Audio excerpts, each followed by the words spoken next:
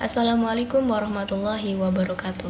Perkenalkan, saya Devianti Sofilsa, mahasiswa Universitas Sriwijaya, program studi pendidikan kimia. Pada video kali ini, saya akan menganalisis sebuah kasus yang diberikan oleh Ibu Haniatus Solihah MPD sebagai pemenuhan tugas pada MK Bahasa Indonesia yang diampu oleh Ibu Haniatus Solihah sendiri. Baiklah, kasus yang terjadi adalah adanya seseorang, sebut saja Tuan A, yang telah menyelesaikan gelar doktornya dengan disertasi yang ia susun menggunakan bahasa Inggris. Padahal, ia sendiri, bahkan promotor juga pengujinya adalah orang pribumi tulen. Pada era globalisasi, setiap individu dituntut untuk mempersiapkan sumber daya yang handal, terutama pada bidang ilmu pengetahuan dan teknologi. Agar dapat menguasai teknologi dengan baik, diperlukan pengetahuan yang memadai, sehingga kita dapat memanfaatkannya dengan menghadapi tuntutan dunia global yang syarat dengan persaingan. Dalam hal ini, peranan bahasa Inggris sangat diperlukan, baik dalam menguasai teknologi maupun berinteraksi secara langsung. Sebagai sarana komunikasi global, bahasa Inggris sudah semestinya dikuasai secara aktif, baik secara lisan maupun tulisan. Sebagai bahasa pergaulan dunia, bahasa Inggris bukan hanya sebagai media komunikasi global, bahasa Inggris juga menjadi kebutuhan akademis, yang penguasaannya pada aspek bahasa. Dalam kasus yang terjadi, dikatakan bahwa Tuan A menyusun disertasinya menggunakan bahasa Inggris. Hal ini tentu tidak masalah di bidang perguruan tinggi ataupun bidang pendidikan lainnya. Karena seperti yang kita ketahui, bahwa bahasa Inggris merupakan bahasa universal yang berperan penting dalam ilmu pengetahuan dan teknologi. Penggunaan bahasa Inggris di dunia pendidikan sangat tidak asing. Bahkan dari jenjang TK ataupun PAUD, kita semua sudah dikenalkan dengan bahasa Inggris. Hal ini tentunya memiliki beberapa tujuan dan manfaat. Di antaranya adalah untuk mempersiapkan kita dalam menghadapi globalisasi serta kemajuan zaman, terutama pada bidang ilmu pengetahuan dan teknologi. Saat ini, teknologi-teknologi yang ada merupakan teknologi yang berbasis modern, di mana mekanisme pemakaiannya biasanya tersusun dalam bahasa Inggris. Bukan hanya itu, bahasa Inggris merupakan bahasa internasional di mana negara-negara lain menggunakan bahasa Inggris untuk saling berkomunikasi.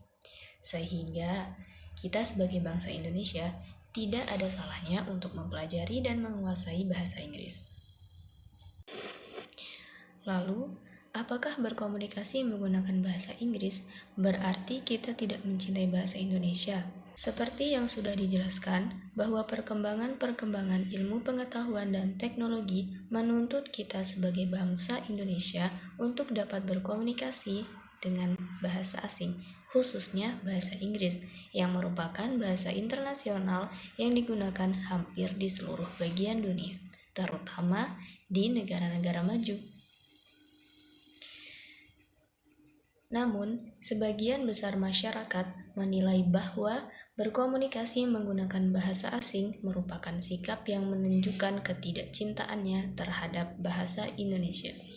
Padahal yang terjadi adalah yang mereka lihat itu kebanyakan adalah jiwa-jiwa imperialis yang dimiliki oleh sebagian orang Indonesia yang lulus dari perguruan tinggi di luar negeri, ataupun mereka yang bekerja dan hidup di luar negeri.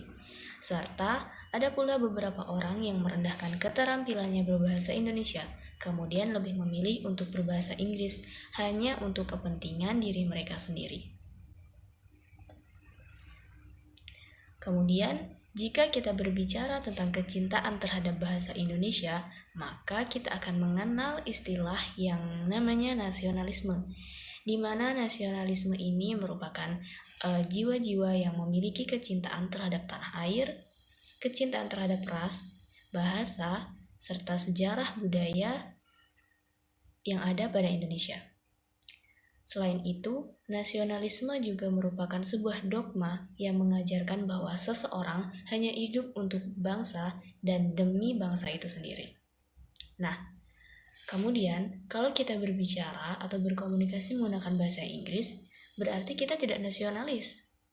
Nah, ternyata pada kenyataannya masih banyak orang Indonesia yang tidak bisa berbahasa Inggris, tetapi malah melakukan tindakan korupsi dan tidak menghargai nilai-nilai yang tertulis dalam Pancasila.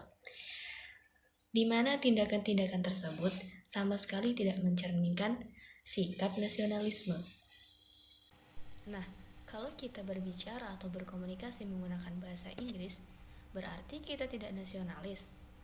Ternyata pada kenyataannya masih banyak orang Indonesia yang tidak bisa berbahasa Inggris tetapi malah melakukan tindakan korupsi serta tidak menghargai nilai-nilai yang tertulis dalam Pancasila. Nah, tindakan-tindakan tersebut sama sekali tidak mencerminkan sikap nasionalisme. Jadi, kesimpulannya, rasa nasionalisme seseorang tidak dapat ditentukan atau diukur dengan bagaimana dia berbahasa.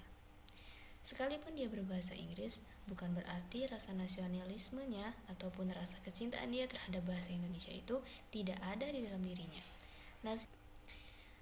Nasionalisme seseorang ditentukan dari seberapa besar rasa cinta dan seberapa besar kesetiaannya terhadap tanah air. Contohnya, dengan menjalankan nilai-nilai yang terkandung dalam Pancasila dengan baik dan benar. Baiklah, itu saja yang dapat saya sampaikan mengenai analisis kasus yang telah diberikan oleh Ibu dosen Haniatus Solihah. Mohon maaf apabila di dalam video ini terdapat banyak sekali kekurangan. Semoga video ini dapat berguna sebagaimana mestinya. Akhir kata saya ucapkan wassalamualaikum warahmatullahi wabarakatuh.